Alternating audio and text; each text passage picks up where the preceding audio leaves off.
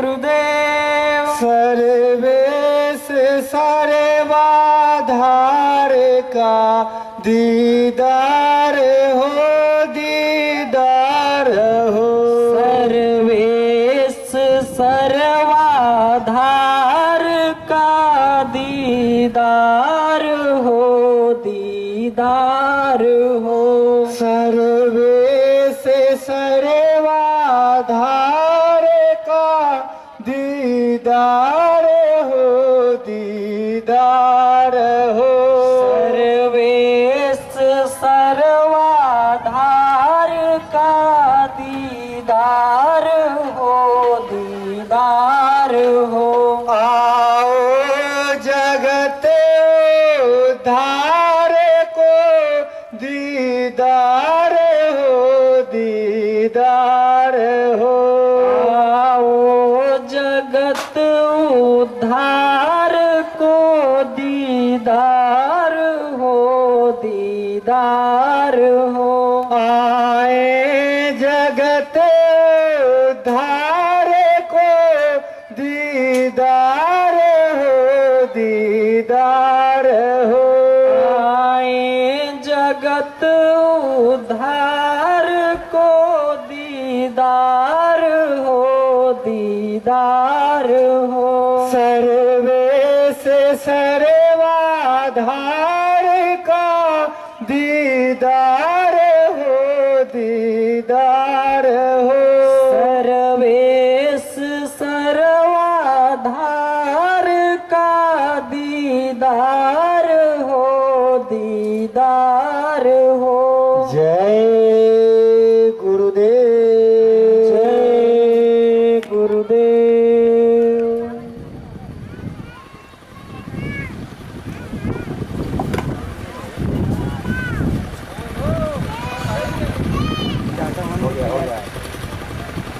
मेरे में बैठे अब हम उधर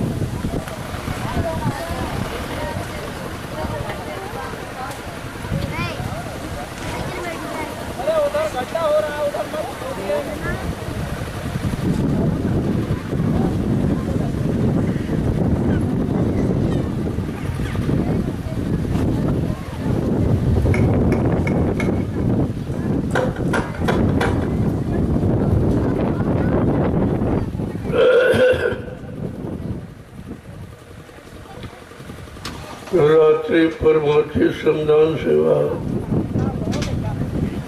कर रहे सभी प्रेमी जनों, ये तुम्हारा कितना बड़ा सौभाग्य। जो काम आज हिंदुस्तान में कोई नहीं कर रहा वो तुम्हारे द्वारा हो रहा, क्या तुमसे कराया जा रहा। तो सबको अपने आप को भाग्यशाली समझना चाहिए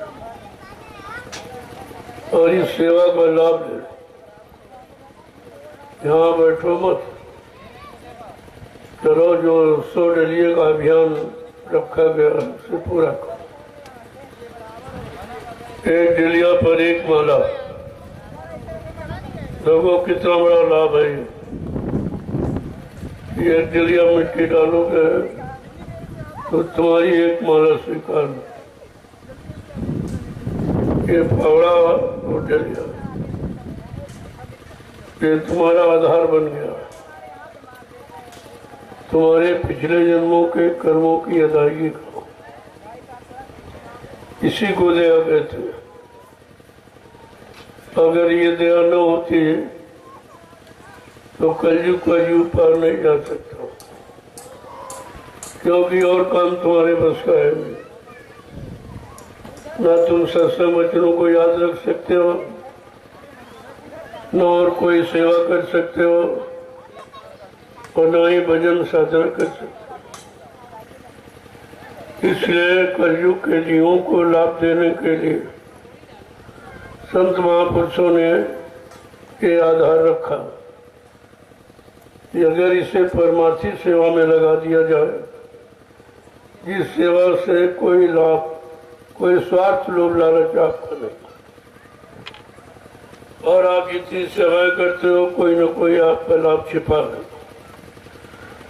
जैसे घर गृहस्थी परिवार में बाल बच्चों की सेवा के लिए खेती करते हो, दुकान करते हो, दफ्तर करते हो, बिजली व्यापार में तो नहीं करते हो, उसमें आपका स्वार्थ है। देश समाज की सेवा में भी स्वार्थ तुम्हारा है, मान सम्मान अधिकार कुर्सी का। लेकिन जो ये सेवा नैमिषारण की पावन भूमि पर आप कर रहे हो, इसमें कोई स्वार्थ आपको निस्वार्थ यहाँ कोई सेवा कर ही नहीं सकता, लेकिन आप कर रहे हो या आपसे करवाई जा रही है। ये लाभ देने के लिए कि कलयुग के कमजोर गंदे जीवों को परमार्थी लाभ कैसे दिया जाए, उनके लिए आधार जमीन का, क्योंकि ये वो जमीन है जहाँ 88,000 ऋषियों ने तपस्या की। इतनी बड़ी संख्या, उस भूमि का लाभ आपको मिलने देने के लिए ये आधार रखा गया, मिट्टी सेवा।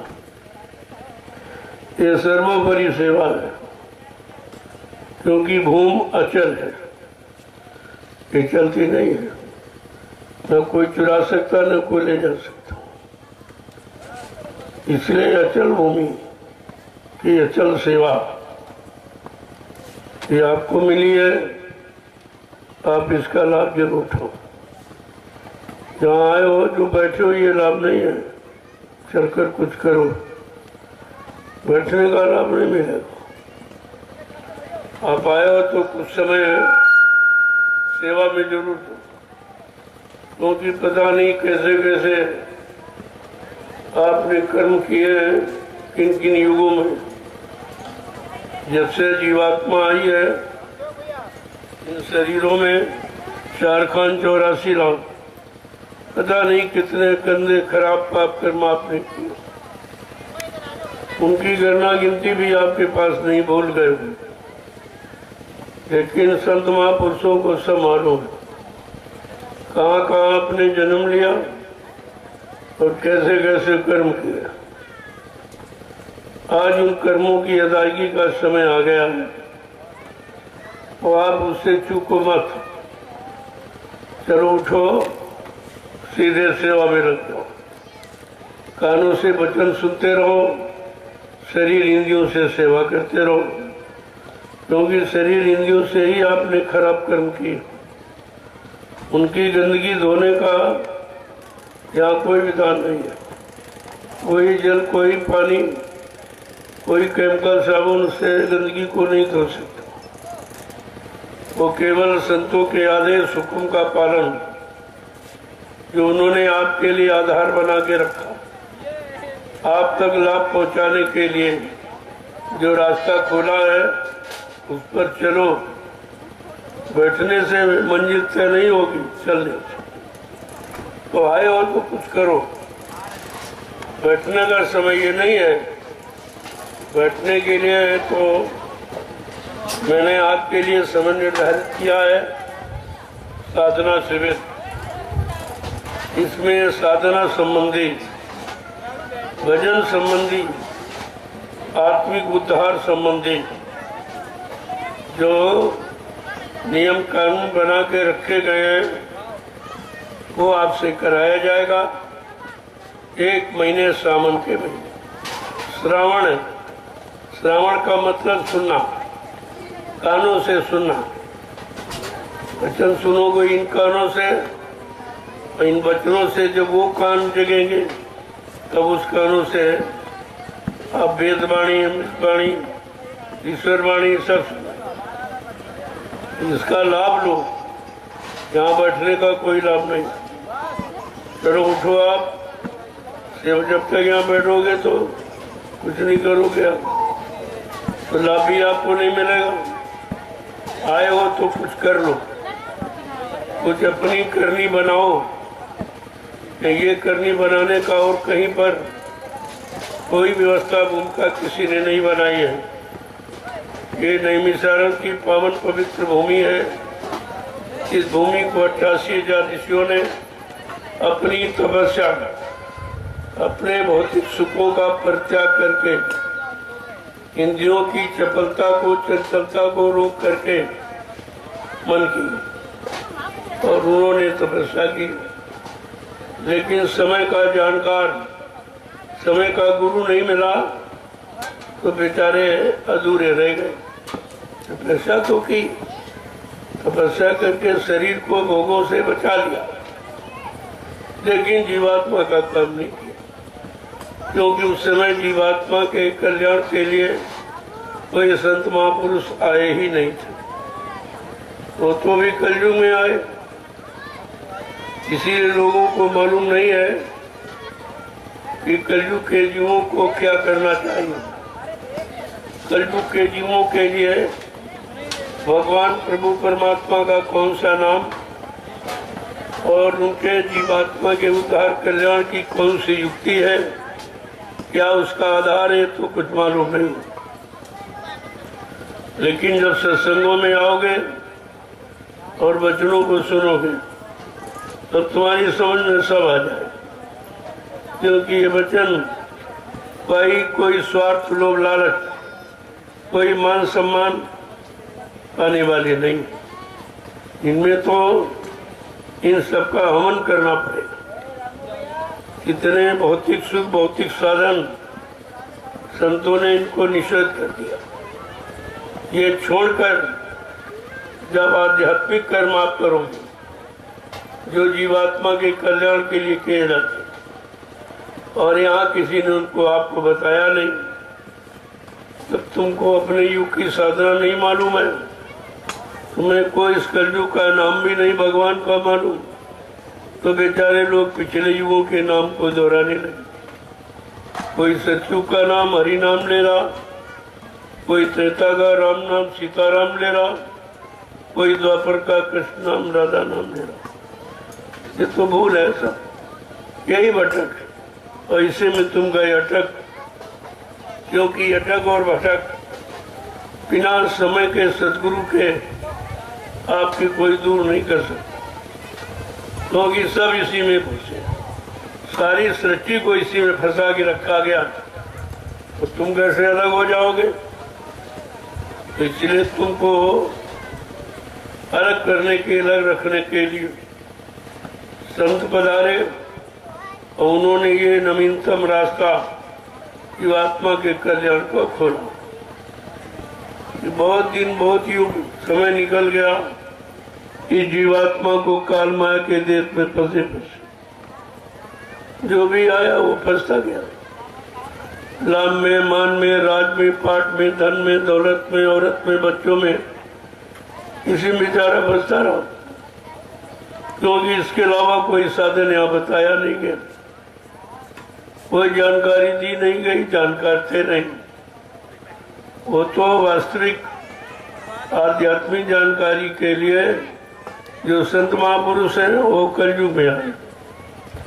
अभी लगभग 750 वर्ष पूरे होने जा रहे, संतों का आगमन हुआ। उन्होंने देखा जीवात्मा जब से आई है बेचारी काल माया के कर्मों के जाल में फंसी पड़ी है, कोई निकालने वाला नहीं। तो उन्होंने इसीलिए लिखा कि लाख दया कोमल ची संता, संतों के हृदय में दया उठी। उन्होंने अपना मृत्युलोक मंडल छोड़कर उन्होंने अपना सत्यलोक सचखंड अनामी धाम छोड़कर मतलू मंडल पर आ गए।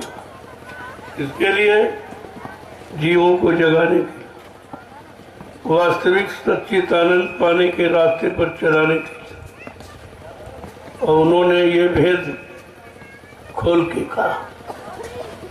अब ये किसी ने बताया नहीं था, कोई किताब लिखी नहीं गई, कोई ऐसे जानकार थे नहीं इस करने के। धीरे धीरे धीरे धीरे जब महापुरुषों के वचन लोगों के कानों तक पहुंचे तो धीरे धीरे लोगों ने कुछ विचार किया तो उनको सच्चाई मिली।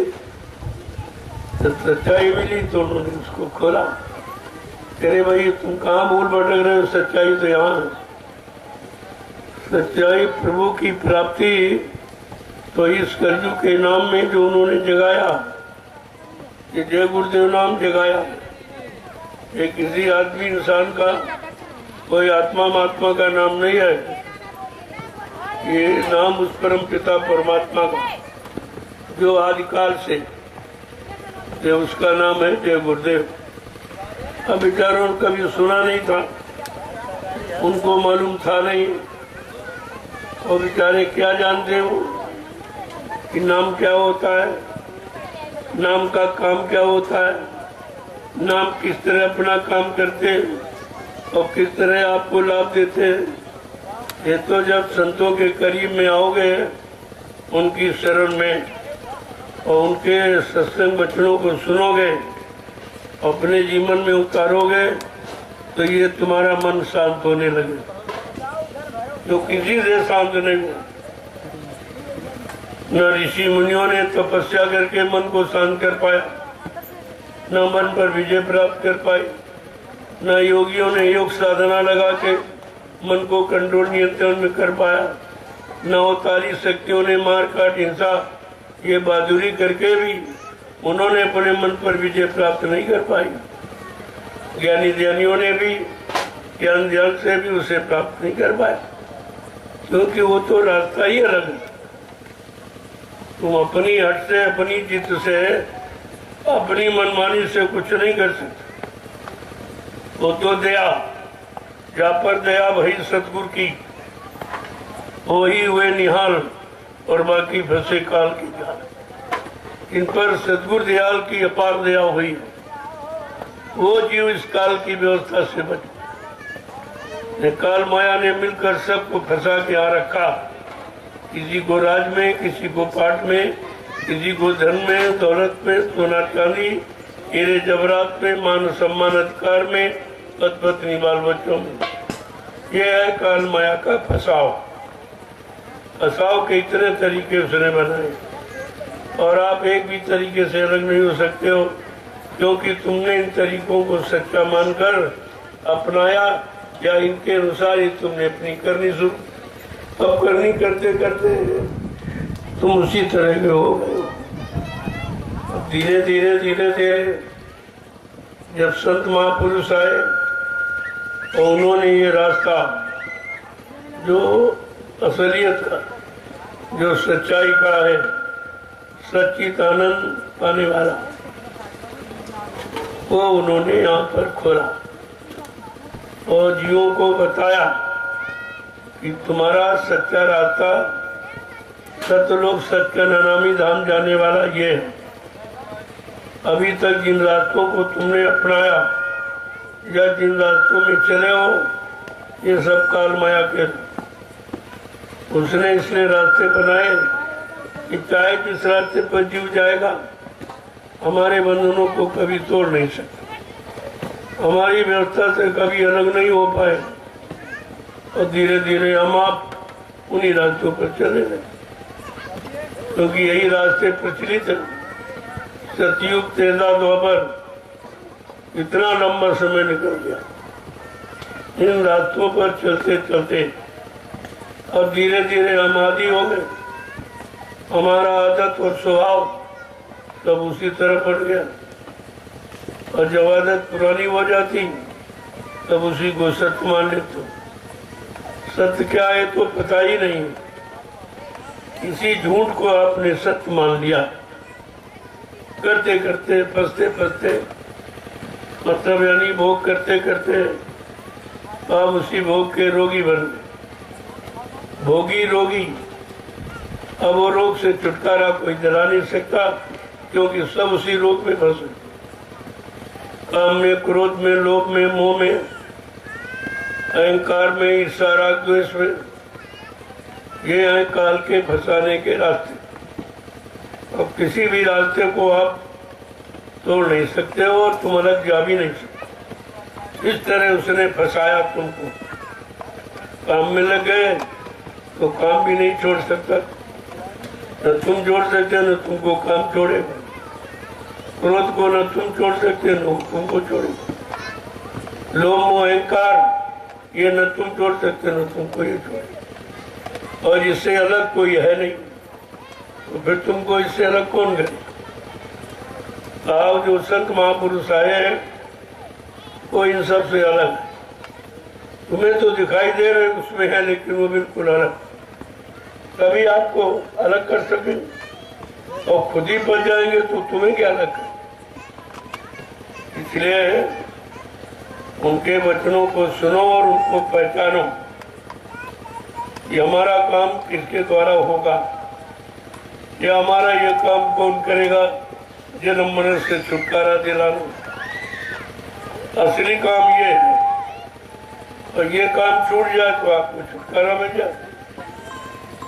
जीवात्मा आपकी घर चली जाए, फिर मित्रों मंडल पर कभी नहीं आए। जब कभी आएगी तो ज्ञान में आएगी, संत बोध में आएगी। आदेशानुसार यहाँ पर जीवों को जगाने की, लेकिन काल माया के किसी भी सामान्य साधन में वो फंसने के लिए नहीं है। आपको दिखाई देते कि वही तो बहुत फंसे, उनके बाद बहुत बड़ा काम, बहुत बड़े आश्रम, बड़ी व्यवस्था है, लेकिन वो फंसने की नहीं है, और तुमको सही सच्ची जगह लगाने की। ये श्रम करो, परिश्रम करो तो वो करो जिस परिश्रम से तुमको वास्तविक लाभ मिल जाए, जो कभी किसी ने दिया न हो। इसके अब आप ये सेवा कर रहे हो, इस सेवा का लाभ कोई हिंदुस्तान में दे नहीं सकता, क्योंकि यहाँ तो सेवा के बदले मजदूरी, पैसा, सामान है, लेकिन संत मत इसको स्वीकार नहीं करता। यहाँ ये नहीं है। काल माया के सामान पाकर जो आप बौखलाए हो, तो तुमने बुरा और पाप कम कर डाला, उससे मुक्ति दिलाने के लिए ये सेवा आपके लिए रखी कि किसी तरह से अपने शरीर इंद्रियों को साफ, क्योंकि शरीर इंद्रियों से ही तो पाप कर्म किया आपने। अब वो गंदगी को कैसे उतारोगे? कोई पानी, कोई साबुन तो यहाँ बना नहीं तो तुम्हारे किए गए कर्मों की गंदगी उतार दे। और ये कोई दरिया नहीं है जिसमें धो दोगे, और कोई ऐसा है नहीं जो मैं सच्चा रास्ता बता। तो बेचारा जीव अनंत जन्मों से इसी में फंसा पड़ा। अब जब एक मौका आपको मिला इस कलयुग में, तो तुम्हें शंका ने घेर लिया, अविश्वास ने घेर लिया, तो इसलिए आप समझ भी नहीं पा रहे हो।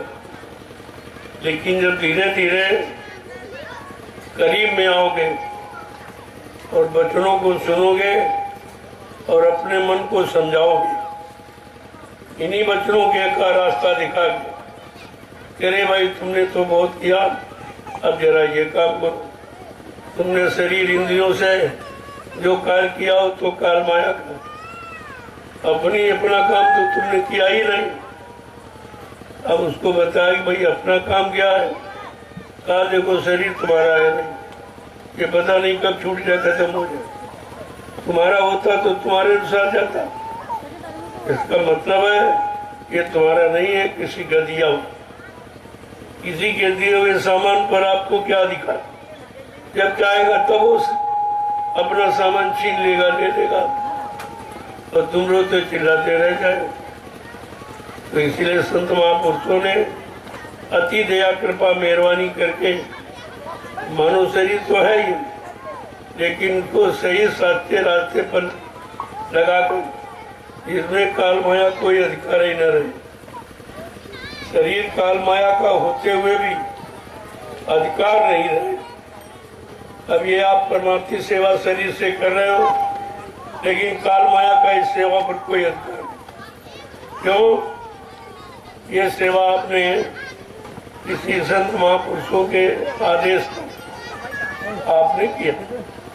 क्या कर रहे हो? तो इसमें इसके आदेश से कर रहे हो, वो मालिक को देने वाला है, वो देगा, लेकिन ये लाभ और कोई नहीं दे सकता।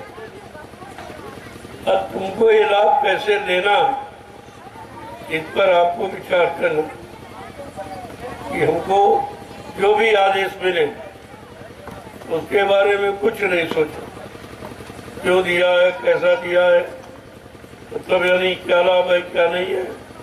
कहा तुम केवल आदेश का पालन करो, लाभ तो उसके अधीन है जो आदेश है, तुम अपने अनुसार थोड़ी लाभ पा जाओ। कर्म की बात तो गीता में भगवान कृष्ण ने भी कहा, तुम कार्य फल कदाचा। अरे भाई तू काम को करो, तुम बगीचा जो किसी के आदेश का पालन करोगे तो फल तो वो देगा, क्योंकि जिसने आदेश दिया है वो आपको फल देगा, बाकी दूसरा कोई दे नहीं सकता। ये सब विचारधारा आपको अपनी उलटनी पड़ेगी। वो भौतिक जगत से थोड़ा सा उलट करके आध्यात्मिक जगत की तरफ आपको देखना। भौतिक जगत में तो हमने खूब किया, तन का, मन का, बुद्धि का, चित्त का, शरीर का, इंद्रियों का, तक।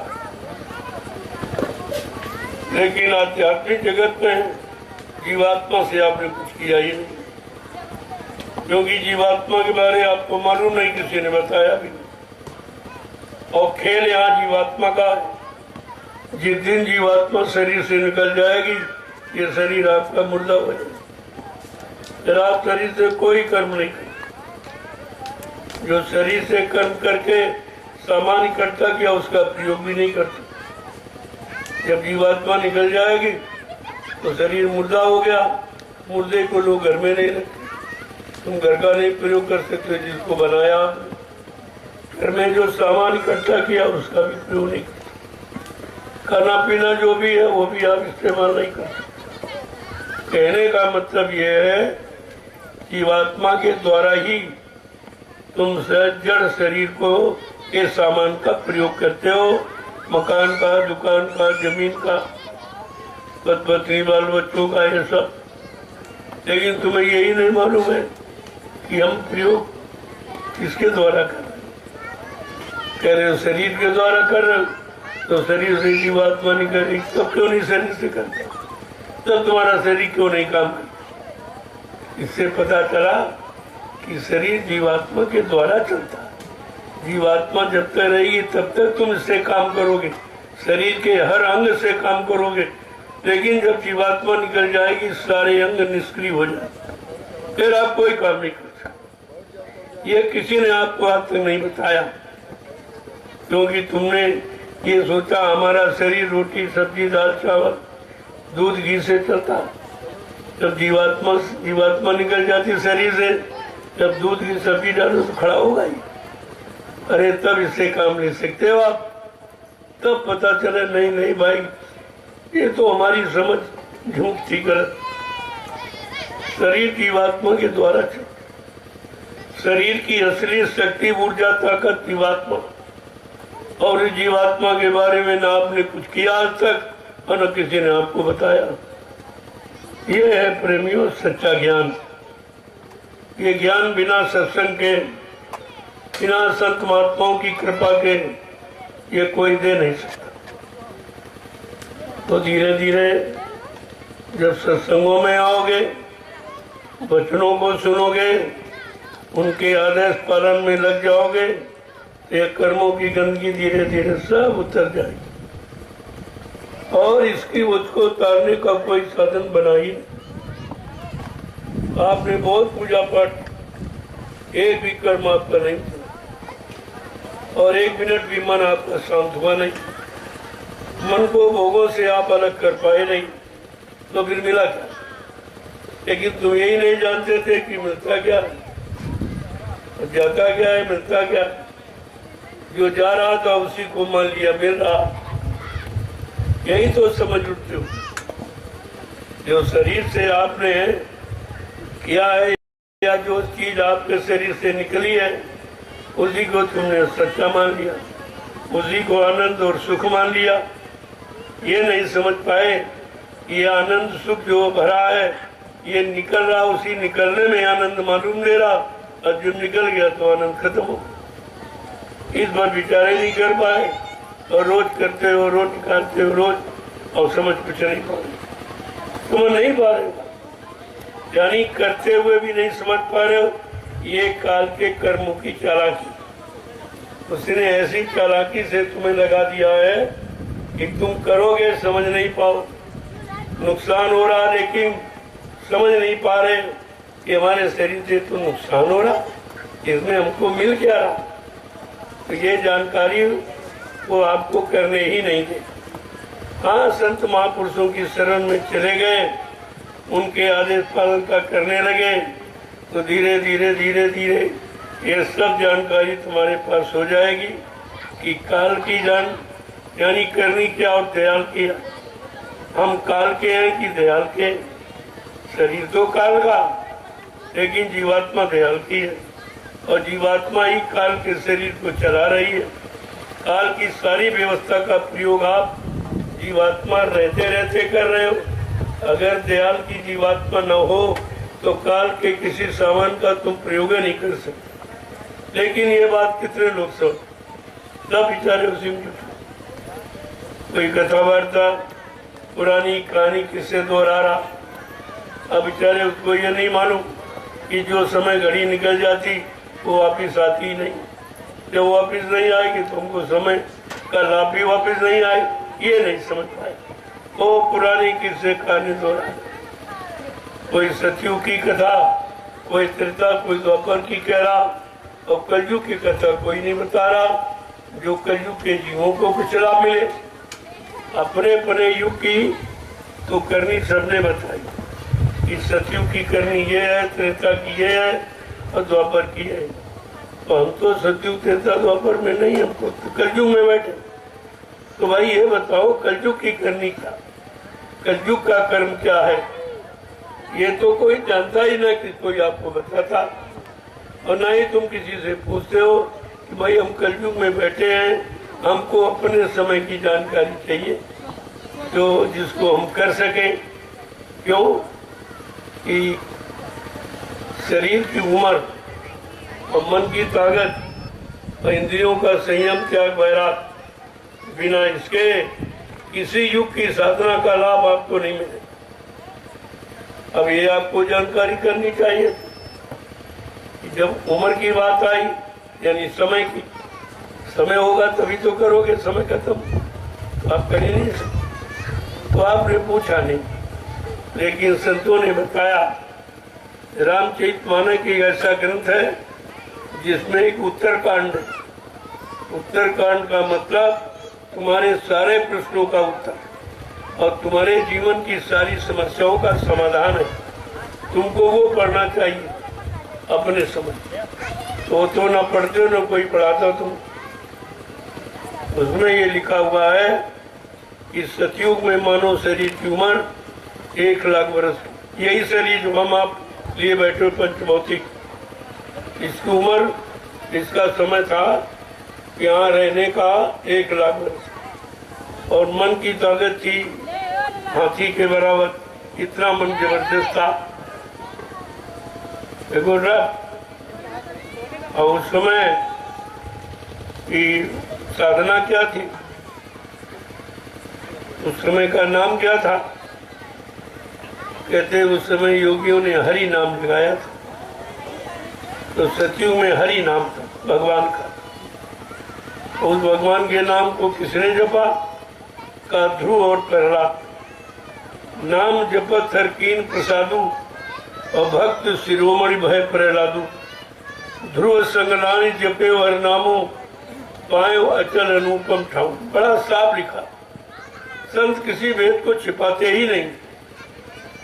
उन्होंने साफ गूढ़ो तत्व न संत दुराऊ, ये गूढ़ राज को रहस्य को संत महात्मा कभी छिपाते नहीं, दूर नहीं करते। तो उन्होंने ये बताया कि धरती पर जब सतयुग था, मानव शरीर की उम्र 1 लाख वर्ष की थी, मन की ताकत हाथी के बराबर थी, इंद्रियों में संयम त्याग वैराग था, उनका खान पान अच्छा था, उनकी संग सोबत अच्छी थी और शरीर इंद्रियों से वो अच्छे कर्म करते थे, इसलिए उनकी उम्र 1 लाख वर्ष। आपने तो सब बंद कर दिया, तो धीरे धीरे उम्र कम होने लगी। जैसे जैसे हम आप भोगों में फंसते गए, उम्र आपकी कम होती। समय बदला, सतयुग भी नहीं रहा, त्रेता आ गया। तो कल बदला क्या है? का मनुष्य शरीर की उम्र भोगों में फंसने के कारण अब त्रेता में 10,000 वर्ष की रहेगी। 90,000 आपने खो डाले भोगों में फंसकर, और अब भी नहीं समझ पा रहे हो कि भोगों से अलग हो कि न हो। इन भोगों ने 1 लाख की उम्र को 90,000 खत्म करा दिए भोगों में, और मतलब यानी कितने बच गए? देखिए आप पहले खेल समझिए। और युग बदल गया, समय बदल गया। कहा नहीं भाई, अब जीव जो है भोगों में फंसा है, उम्र को कम कर डाला, यानी आपका ही उम्र रह गई त्रेता में 10,000 वर्ष, और शरीर की ताकत घोड़े के बराबर, जो हाथी के बराबर सतयुग में थी वो घोड़े के बराबर है। इंद्रियों में संयम त्याग वैराग कम होने लगा, खान पान भी आप धीरे धीरे कुछ खराब होने लगा, और कर्म भी आप खराब करने लगे गंदे खान पान करने के कारण। तो धीरे धीरे धीरे समय बदला कि त्रेता भी खत्म हो गया, द्वापर आ गया। तब पूछा रे भाई द्वापर क्या है? कल द्वापर में उम्र कम है, क्योंकि भोगों से हटे नहीं, उसी में फंसते रहे, बीतते रहे, तो उम्र कम हो गई, 1,000 वर्ष की रही। कहाँ 1 लाख, कहाँ 1,000 रहेगी। द्वापर में 1,000 वर्ष की उम्र। और मन की ताकत जो हाथी के बराबर घोड़े के बराबर थी, वो बकरी के बराबर रहेगी द्वापर। और मन में संयम त्याग वैराग, इंद्रियों में ये भी कम हो गया, खान पान भी खराब होने लगा, जिससे कर्म भी खराब होने लगे। लिहाजा शरीर की उम्र 1,000 वर्ष की रह गई। तो भगवान का नाम कन्हैया भी बदल। सतयुग में हरि नाम, त्रेता में राम नाम, और जब द्वापर आया तो कहते कृष्ण नाम। सीताराम नहीं, कृष्ण दादा। हर युग का नाम अलग है, और तुम्हें कुछ मालूम है नहीं, तुम सबको न्योता देते। हरि ओम कहती, हरि ओम नमः, ओम हरि सीताराम नमः, और राधे श्याम नमः, और सबको कह रहे हो और जानते किसी बारे में न कोई मिला आपको। अरे किसी को अगर बुलाओ, अगर वो मौजूद है तो जरूर बोले, है नहीं तो क्या बोले। इसकी जानकारी क्यों नहीं आपने ली कि भाई जो हरि नाम से आए थे वो शक्ति काम करके चली गई, और त्रेता में जो राम नाम से शक्ति आई वो भी मार काट करके चली गई। और इसके बाद द्वापर आया तो कृष्ण नाम की शक्ति आई, वो भी महाभारत करके चली गई। तो तुमको अपने युग के शक्ति की तलाश करनी चाहिए कि भाई कलयुग में हमारे लिए कौन सी शक्ति आ रही। लेकिन ये तो आपने कभी विचार बनाया नहीं। एक तो आप जानते नहीं हो, और सही सच्ची अच्छी बात अगर बताई जाती तो मानते नहीं, तो फिर काम कैसे। ऐसे जीव बेचारा, ये जड़ जीव अज्ञानी जीव ऐसे बधे पड़े, बड़े जिद्दी हट्टी है, वो अच्छी सच्ची बात सुनने को तैयार है नहीं। जब तैयार नहीं हो तो विनाश काले विपरीत बुद्धि, आपका विनाश होगा। इसलिए बुद्धि तुम्हारी अच्छे सच्चे काम की तरफ न मुड़ती है और न सुनती है, न पालन करने की कोशिश करती। तो ऐसे ऐसे आपने अपना समय, जब जब मानव शरीर मिला आपने समय गंवा दिया। क्योंकि जानकार मिले नहीं तो आपने उनकी तलाश नहीं की। लेकिन संत महापुरुषों ने कहा गुरु कोई खोज करो भाई, बिन गुरु राह कोई नहीं पाई। अपने समय के समर्थ सद्गुरु की खोज करो, जिन्होंने परमात्मा को पाया, अपनी जीवात्मा को जगाया और परमात्मा से मिलाया। जब ऐसे मिल जाएंगे तो तुम उनसे मिल जाओगे, वो तुमसे मिल जाएंगे, तुम उनको अपना बना लो, वो तुम्हारे बन जाए, तो कितने युगों का ये बिगड़ा काम आपका ठीक हो जाए। लेकिन तुम सुनते ही कहाँ हो। एक तो सच्ची अच्छी बात कोई जानने का रही नहीं जो आपको बताई, और बताई जाए तो तुम्हारी समझ में नहीं आए। तो धीरे धीरे व्यवस्था ऐसे बदली हर युग की। तो आप क्यों नहीं समझते हो कि सतयुग था तब हरि नाम था, हरि नाम क्यों बदल गया? अगर उसी से काम होना था तो त्रेता में राम नाम क्यों आया? अगर राम नाम से काम होना था तो द्वापर में कृष्ण नाम क्यों आया? कहने का मतलब ये परिवर्तन की बात कि हर युग हर समय में भगवान का नया नाम आया, और उस नाम को जो लेके आया उसने आपको पूरी नाम की महिमा बताई और नाम का काम बताया। लेकिन तुम तो किसी की सुनते ही नहीं हो। जब सुनोगे नहीं तो आपको मिलेगा कोई जानकारी आपके पास।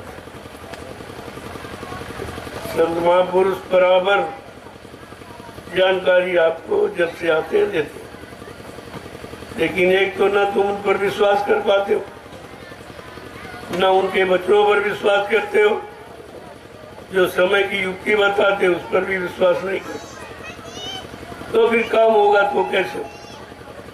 और ये भी चाहते हो हमारा काम हो जाए, तो काम तो नाम से हुआ है।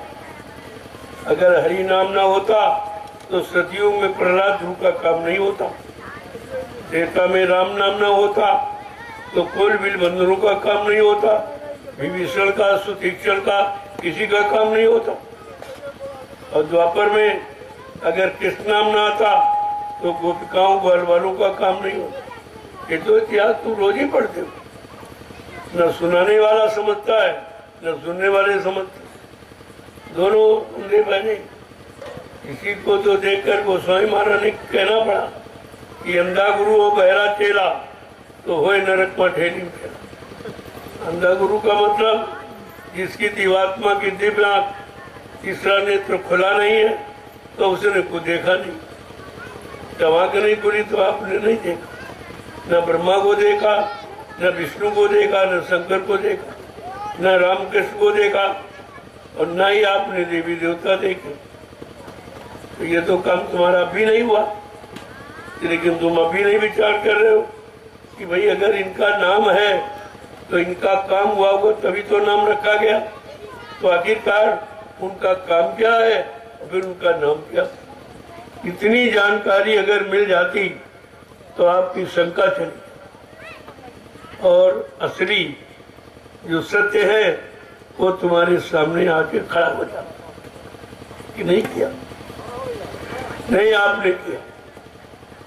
संतों ने तो पूरा राज खोला, हर युग की बात बताई, हर युग का भगवान बताया, हर युग की साधना बताई, लेकिन तुमने काम, तुम सारे युगों की साधना लपेटे घूम रहे हो और ताकत है नहीं है कि काम करने। न वो शरीर है, न शरीर की उम्र है, न मन की ताकत है, न इंद्रियों में संयम त्याग वैराग है, न आपका खान पान शुद्ध साफ, न कर्मी अच्छे। तो फिर तुम्हारा काम कैसे? तुमको अपने काम की जानकारी लेनी चाहिए। तो गोस्वामी जी महाराज ने कलयुग के कमजोर जीव, क्योंकि कलयुग में शरीर की उम्र 100 वर्ष, वो भी किसी का 50, किसी का 60, किसी का 70 चला गया। अब कितना बचा? ये कभी बैठ के सोचते हो कि समय तो धीरे धीरे जा रहा, और जाते हुए समझ के समय को तुम नहीं देख पा रहे हो। ये समय हमारा किन कर्मों में जा रहा है, इतना भी तो विचार आप नहीं कर पाए हो अभी तक, क्योंकि समय तो रोज जा रहा।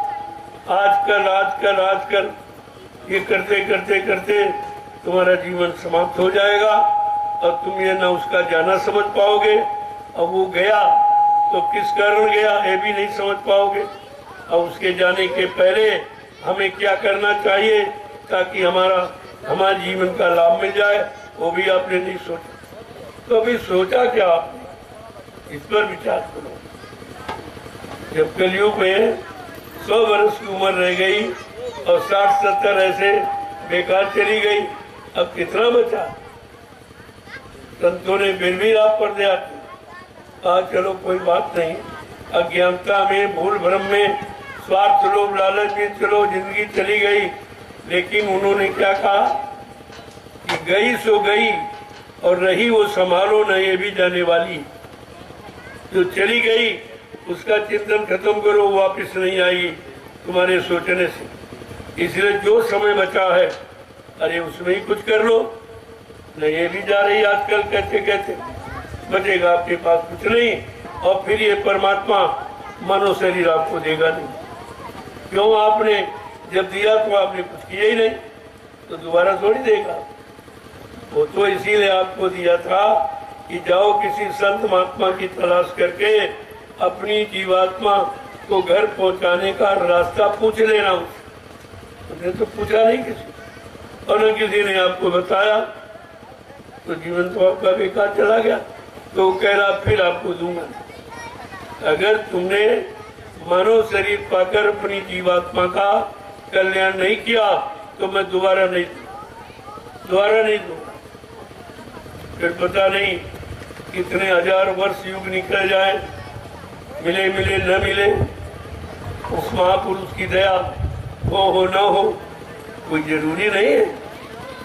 इसलिए जो समय बचा है उसी में अपना काम करना शुरू कर दो। कि जो तुमने किया उससे तो कुछ मिला नहीं, तो जरा ये करके देखे तो महापुरुष बताते, इससे आपका भला हो जाए।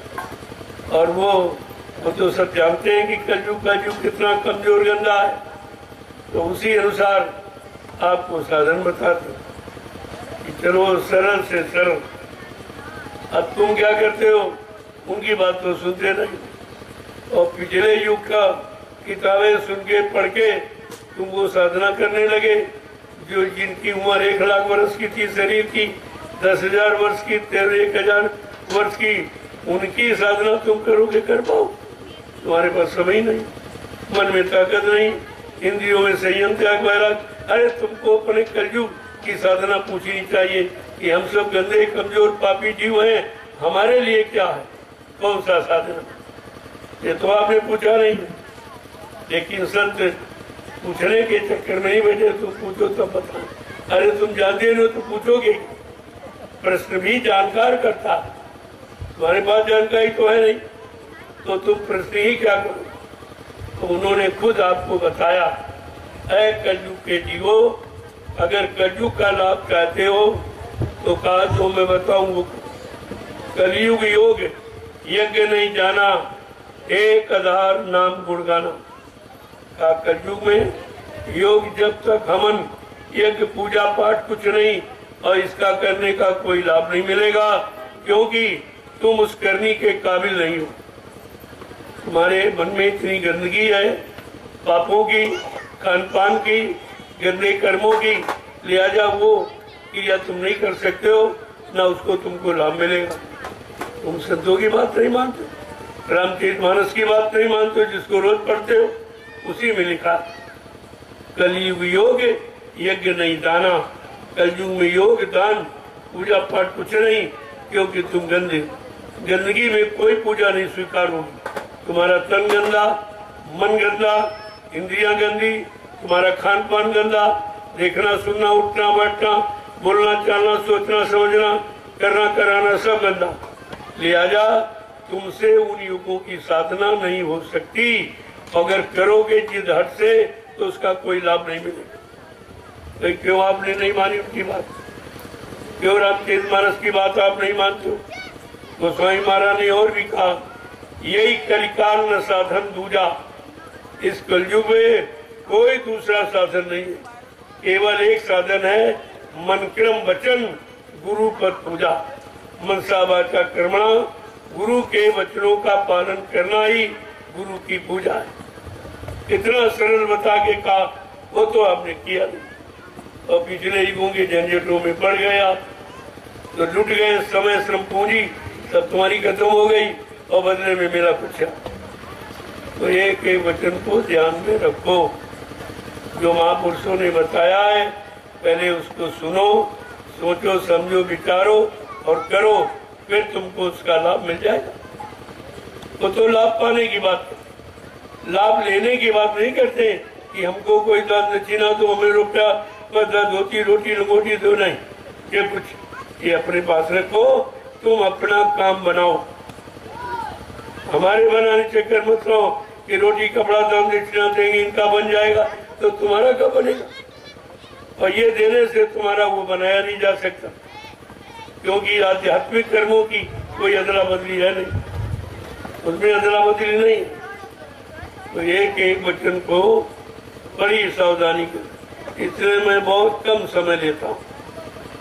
आपकी याददाश्त बहुत कमजोर है, आप जो अभी सुनोगे अभी भूल जाओगे, तो उसी तरह से समय लिया जाता है और उसी तरह के वचन तुम्हारे कान को पहुंचाए जाते हैं जो तुम कर सको, जिसकी शक्ति सामर्थ्य करने की तुम्हारे पास हो। अब वो तमाम तरह के, जैसे जो कर सकते वो करो और नहीं कर सकते जो लोग कर रहे हैं उनका सहयोग करो, भी तो कर्म उन्हीं के प्रति है, ये भी वही कर्म। जैसे जो मिट्टी सेवा कर रहे हैं तुम इनकी सेवा करो, तो मिट्टी सेवा का लाभ तुमको मिल जाएगा। बिल्कुल सीधा रास्ता। कहीं जो सेवा कर रहे हो तुम्हारा शरीर नहीं साथ दे रहा, तो तुम इनकी सेवा करो, तो जो ये सेवा करेंगे उस सेवा से तुमको भी लाभ मिल जाएगा। ये तो घर बैठे लाभ लेने का तरीका है, लेकिन जब ये समय आता तो कंजूसी आ जाती, कंजूसी सारा काम बिगाड़ देती। कंजूसी तुम कर सकते नहीं हो, एक पाई यहाँ से लेके जा नहीं सकते हो, फिर इसका तुम करोगे क्या? अगर इसमें लगा दो तो कम से कम तुम्हारा कर्म तो अच्छा हो जाए, या जो बुरा किया उसकी अदायगी तो हो जाए। नहीं समझ में जीव किया था, नहीं समझोगे तो काल की मार खाओगे, फिर ये समय तुम्हारे हाथ से निकल जाएगा और धर्मराज पूछेगा, भाई तुमको माया दी, तुमको दौलत दी, तुमने कहाँ खर्च की, किस काम में खर्च की? भाई ये तो धर्म के लिए मिली है कि अपना काम चलाओ और बाकी धर्म करो, दूसरों को काम करो, दूसरे के काम आ जाए तो ये माया सार्थक हो जाएगी और तुम्हारे पास वैसे भी नहीं रहेगी। क्यों? ये लक्ष्मी विष्णु की पत्नी है, तुम्हारी पत्नी नहीं बन जाएगी, ये विष्णु की है, उन्हीं की रहेगी। हाँ, अगर काम लेना चाहो तो काम कर सकते हो, लेकिन नहीं विचारो, मालूम है नहीं, वो जोड़ जोड़ के धन रख रहे उम्र के चले, तो वहां भी जगह नहीं मिलेगी। वहां भी धर्मराज पूछेगा, तुमको माया दौलत दी गई, तुमने कहाँ लगाई, और तुम यहाँ भी नहीं लेके आए, तुम्हें नहीं किसी ने बताया, ये तुम्हारे साथ नहीं जाएंगे, ये यही के खर्च करने के लिए मिली। अब इसको कहाँ खर्च करना ये समझ लो कि हमें परमार्थ में लगाना, तो तुम तो परमार्थ में लगा नहीं सकते हो क्योंकि तुम्हें परमार्थ मालूम नहीं है। लेकिन जो संत महापुरुषों ने परमार्थी कार्य रखे हैं, उनमें जो लोग लगे हैं, तो उनके पीछे लग जाओ, उनकी सेवा कर लो, तो तुम्हारा ये धन सार्थक हो जाए, तो आपको धन का भी लाभ मिल जाए।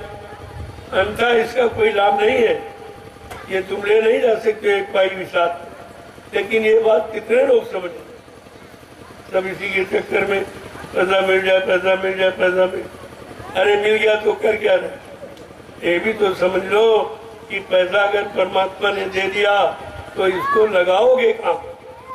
बिना महात्माओं की सलाह राय के तुम लगा भी नहीं सकते, तुम्हें मालूम नहीं लगा। तो बात तो समझने की है, समझ में आ जाए जल्दी काम हो जाएगा। नहीं समझोगे तो उलझ जाओगे, फंस जाओगे, तुम्हारा शरीर का समय चला जाएगा और रुपया पैसा भी चला जाएगा। न शरीर से काम किया, न तुमने ढंग से काम किया, लिहाजा तुमको सजा मिलेगी। तुमने दोनों काम खराब कर दिए, ना हरि भजे न घर सुख पाए, और बिरसा बिहाय गई और दुई माते प्यारे एको नहीं भाई, कुछ भी तो नहीं कर पाए तुम। इसलिए बच्चों को सुनो, गंभीरता के साथ उन पर विचार करो। ये चीज कहीं किताबों में नहीं मिलेगी और ये तुमको कोई बताएगा भी नहीं। ये जो सच्ची जानकारी है ये आपको नहीं मिलेगी। और भी वक्त है, आदेश है तो मैं भी आपके सामने कह रहा हूँ। कल आदेश मालिक का नहीं होगा तो फिर मैं क्या, बिना उसके तो कोई पता नहीं हो सकता, तो मैं कैसे जवानी लाऊंगा। तो आदेश हुक्म मिला है, उसका पालन कर रहा हूँ और आपसे कह रहा हूँ तुम भी पालन करो तो तुमको भी लाभ मिल जाए। जय गुरुदेव, जय गुरुदेव, जय गुरुदेव, जय गुरुदेव। नाम किसका, जय गुरुदेव। नाम किसका, जय गुरुदेव। नाम किसका, प्रभु का प्यारा नाम। प्रेमियों, इस समय को खराब मत करो। समय बहुत कीमती है, एक एक पल घड़ी इसका बहुत कीमती है। जो निकल जाएगा वापस नहीं आएगा, तो धीरे धीरे खत्म हो जाएगा। फिर क्या करो, मन पछताइयो अवसर बीते। इस समय निकल गया, अरे मन, तो उसको पछताना पड़ेगा, क्योंकि तूने कोई अच्छी सलाह मानी नहीं, कोई अच्छा कर्म तुमने किया नहीं, यहाँ मनमानी करता रहा, भोगों में फंसता रहा, लिहाजा तुझे पछताना पड़ेगा। पश्चाताप की घड़ी आने के पहले उन वचनों को सुन ले, समझ ले और कर ले, तो तेरी भी बन जाएगी, तेरी भी बिगड़ी बन जाएगी। लेकिन अगर वचनों को नहीं सुना, अमल नहीं किया, जीवन में नहीं उतारा, तो फिर नहीं, फिर बनेगा, फिर खत्म हो गया। जय गुरुदेव। जोर से बोलो, सब मिल बोलो, बोलना होगा, अभी से बोलो।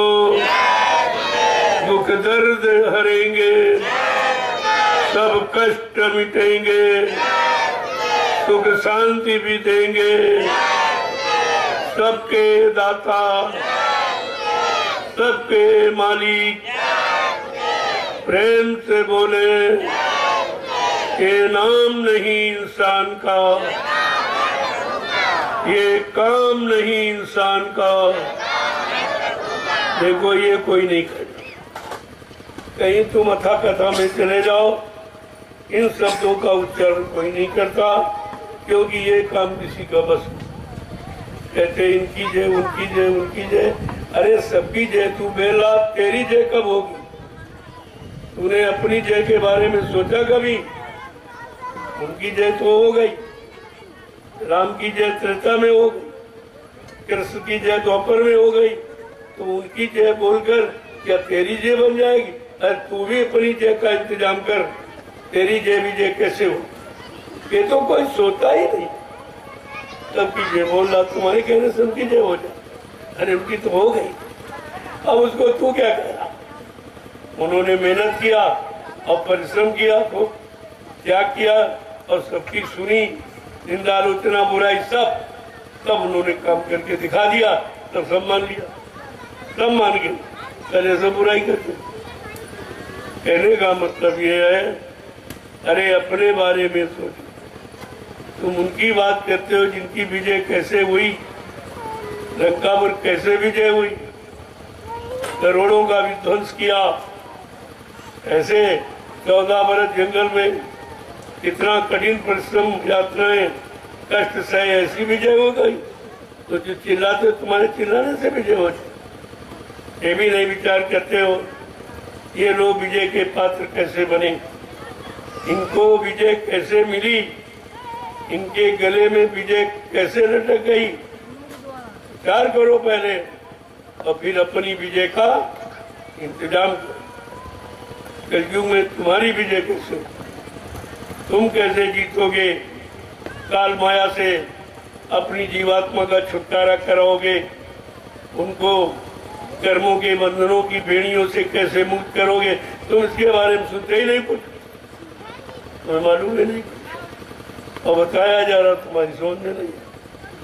अब तुम जानो, तुम्हारा काम जानो, जो हमारा फर्ज है मैं तो अदा कर ही रहा हूँ, और जब तक श्वास है तब तक करता रहूंगा, जब तक मालिक का आदेश मिलता रहेगा तब तक करता रहूँ। जय गुरुदेव, जय गुरुदेव। देखो ये काम जो कर रहे हो सारा हिंदुस्तान तुम्हें देख रहा, तुम नहीं देख रहे हो लेकिन तुमको लोग देख। ये कैसे लोग हैं, आज कलयुग में लोग दिन में परिश्रम नहीं करते, परिश्रम सारा मशीनें कर रही, इंसान कोई परिश्रम कर ही नहीं रहा। ये कैसा खेल चमत्कार है, तो ये 88,000 ऋषियों की तपोभूमि का चमत्कार। उसने प्रेमियों को बुला लिया और परमात्मा की सेवा का लाभ देने के लिए, ये उसका खेल, किसी का नहीं। ये भूमि का असर प्रभाव, और तुम यहीं रहते हो, गांव बसा लिए और सब काम मतलब यानी, लेकिन जो काम करना चाहिए वो नहीं कर पाए, जो लाभ लेना चाहिए नहीं ले पाए अभी तक। इस तपोभूमि का मतलब क्या, क्यों यहाँ पर तपस्या की 88,000 ऋषियों ने, कि क्या लाभ देने के लिए की? कभी आपने पूछा है? जो जानते नहीं उनसे पूछते हो, वो खुद ही नहीं जानते, तुम्हें क्या बताएंगे? इसका लाभ रामचरितमानस में खुद ही पढ़ ले, आप पढ़े लिखे हो। उत्तरकांड खोल के पढ़िए, गोस्वामी जी महाराज ने इस नैमिषारण्य की तपोभूमि का की महिमा और लाभ क्या बताया। तीर्थवर नैमिष विख्याता, अति पुनीत साधक सुखदाता। कितना सावधान, ये नैमिषारण्य तीर्थों का राजा महातीर्थ, और इस पर अति पुनीत है, जबकि अति सर्वत पर देते हैं, लेकिन नहीं कहा अति माने इसकी कोई सीमा ही नहीं। कितना पावन पुनीत है ये नैमिषारण्य, और कहा इसका लाभ किसको मिलेगा, वो लोग सुन रहे। साधक सुखदाता, साधकों को सुख देने वाली है, पंडा पुजारियों के लिए नहीं है। पंडा पुजारियों का मतलब स्वार्थ, और उन्होंने इनका परमार्थ के लिए। इस भूमि का लाभ उनको मिलेगा जब किसी संत के साधक इस भूमि पर आके नाम की साधना करेंगे, उनको इसका लाभ मिलेगा, और ये लाभ किसी को नहीं मिलेगा। तुमने तमाम गांव बसा दिए, शहर बसा दिए, लेकिन लाभ नहीं मिला, क्योंकि लाभ के बारे में तुमने सोचा नहीं और किसी से पूछा नहीं। लेकिन रामचरितमानस को कहती है साधक सुखदाता, साधकों को सुख देने वाली। तुम साधक हो नहीं, तुम तो जल पूजा, पत्थर पूजा, कागज पूजा, पानी पूजा, इसके अलावा कुछ जानते ही नहीं। तुम्हें पूजा का भी अर्थ नहीं मालूम, पूजा का मतलब क्या हो। पुण्य जा, पुण्य के भाव पैदा हो, तो क्या पत्थर देख के पुण्य आ जाए, कागज कलम देख कर पुण्य का कर्म आपके अंदर आ जाएगा। गंगा स्नान, पानी का स्नान करने से क्या पुण्य के भाव तुम्हारे अंदर पैदा हो जाएंगे? तो विचार करना चाहिए। तुम करके भी नहीं समझ पा रहे हो।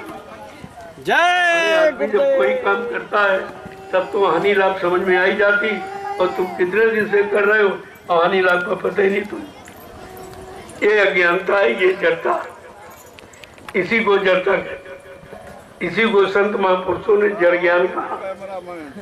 और उससे तुम अलग नहीं हो पा रहे हो, बल्कि इसी जड़ता की ममता में निरंतर फंसते जा रहे। राजू बाबू को खींचा। फंसने का काम कर रहे हो, निकलने नहीं। तो कब करो जब जीवन समाप्त हो जाए तो करो। अरे जीते जी परमात्मा जीते जी मिलता, मरने की बात नहीं। किसी को मिला हो तो बता दे। वो फिर भी तुमको किसी ने बताया कि भगवान परमात्मा यानी जिंदे मिलता कि मरने के बाद मिलता, क्योंकि इन्होंने तुमको बता दिया पुण्य करो और इनसे को फल कहते हो तुमको बाद में मिलेगा। उनको तुरंत मिल गया। कथा सुनाने का लाभ, रुपया पैसा वो पहले तय कर लेते। उनको विश्वास नहीं कथा पर कि सुनाने के बाद कुछ मिलेगा कि नहीं। जब उनको विश्वास नहीं है सुनने वाले श्रोताओं, क्या तुमको विश्वास दिला सकते हैं, क्या लाभ दिला सकते हैं? ये सब सोचना चाहिए। कब सोचोगे? किताब पढ़ने से कहीं भगवान नहीं मिलता। भगवान मिलेगा करनी से, और करनी कोई यहाँ बताता नहीं क्योंकि उसने की नहीं। जो करनी की है पढ़ने लिखने वाली वो बता रहा आपको। तो लेकिन तुम्हें तुम्हारे अंदर अगर इच्छा और जिज्ञासा प्रभु परमात्मा पाने की है तो तुम्हें सच्चे महात्माओं की तलाश करनी चाहिए। ऐसे बैठे रहते हो, निंदा आलोचना बुराई करते रहते हो, अच्छी बातों की अच्छी जगह की, और जो करना चाहिए उससे दूर चले जाते हो और बाद में नरकों में चले जाओ, फिर आपको छुटकारा नहीं मिलेगा। जय गुरुदेव। अब आप लोग जो नई सेवा कोई कर रहे, तुम्हारा दुर्भाग्य है कि नहीं समझ में आपके आ रहा। आकर भी दरवाजे से खाली लौट जाओगे, ये कौन सी बुद्धिमानी है। दरवाजे पर आ गए और खाली चले जाओगे, क्योंकि यहाँ करने का लाभ मिलता है। यहाँ कोई कथा वार्ता नहीं हो रही, यहाँ भाषण भी प्रवचन नहीं हो रहा, यहाँ सच्चे अच्छे कर्मों की जानकारी दी जाए और उस कर्म का लाभ क्या वो बताया जाए। यहाँ ये काम होता है। तो जो लोग कोई सेवा में नहीं तो प्रसाद ले लो। अब ये प्रसाद लोगे तो आपका लाभ नहीं करेगा, क्योंकि ये सेवा करने के बाद जो प्रसाद मिलता है वो आशीर्वाद हो जाता, वो आशीर्वाद बन जाता। और बगैर सेवा के तो नाश्ता जलपान हो जाएगी, ले जाओ तो बढ़ता ही है। लेकिन ये लाभ आपको नहीं मिलेगा, खाली आए वो खाली चले जाओ। इसीलिए कहा गया था कुछ कर लो, अरे कुछ नहीं तो 10-20 डलिया डाल, कुछ तो करते आप तो कुछ लाभ तो पाने के अधिकारी बन जाते। ऐसे यहाँ कथा तो नहीं हो रही, यहाँ कागज नहीं पढ़ा जा रहा खोल के ओथी पोथी जो तुमको उसका लाभ मिल जाए।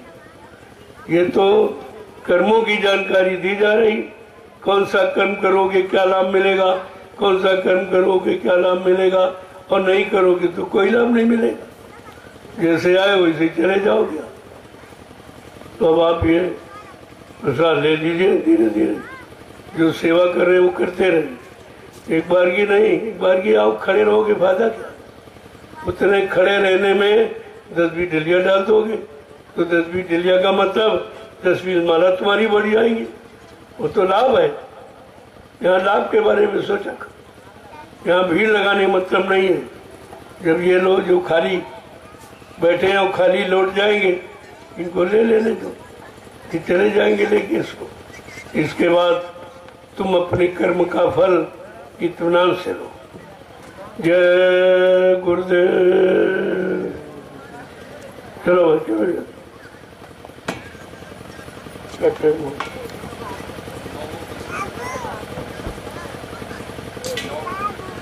नौबीस धीरे धीरे लेंगे तब तक 10 मिनट।